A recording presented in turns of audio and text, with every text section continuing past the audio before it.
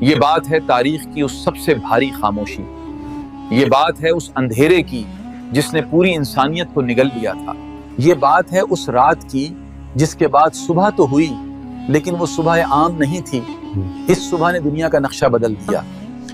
یہ بات ہے سورۃ القدر۔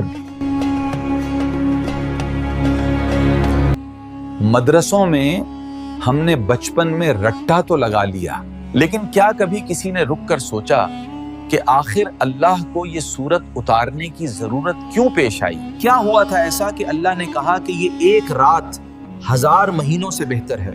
اس کے پیچھے کی کہانی بہت ایموشنل ہے۔ آئیے چلتے ہیں اسی دور میں۔ یہ وقت تھا جب صحابہ کرام نبی کریم صلی اللہ علیہ وسلم کے آس پاس بیٹھے تھے۔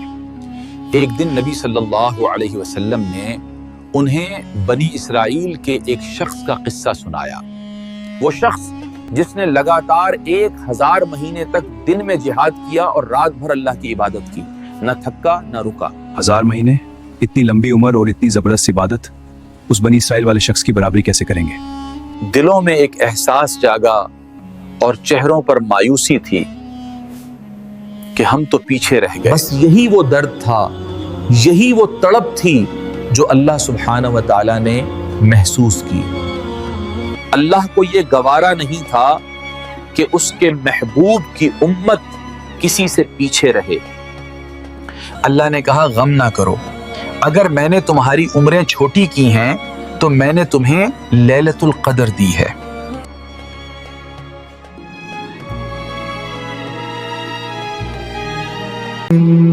بسم اللہ الرحمن الرحیم انا انزلناہ فی لیلۃ القدر وما ادراک ما لیلۃ القدر لیلۃ القدر خیر من 1000 شہر تنزل الملائکۃ والروح فیہا بإذن ربهم من كل أمر سلام هي حتى مطلع الفجر۔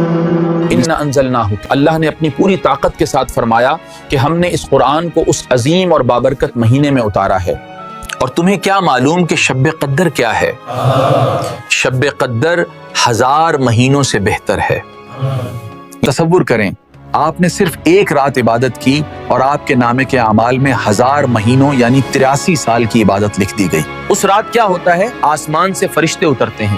حدیث میں آتا ہے کہ اس رات زمین پر فرشتوں کی تعداد کنکریوں سے بھی زیادہ ہوتی ہے۔ سوچئے اگر آج رات لیلۃ القدر ہے تو آپ کے کمرے میں، آپ کے آس پاس فرشتے موجود ہیں جو آپ کے لیے سلامتی کی دعا کہہ رہے ہیں۔ افسوس، ہم اس قیمتی رات کو موبائل اسکرینز اور شاپنگ مالز میں ضائع کر دیتے ہیں جبکہ فرشتے ہمیں پکار رہے ہوتے ہیں۔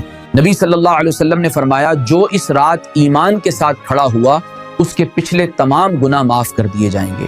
یہ رات اللہ کی طرف سے ایک انویٹیشن ہے، اپنی راتوں کو زندہ کیجئے اس سے پہلے کہ ہمیشہ کے لیے سونا پڑے۔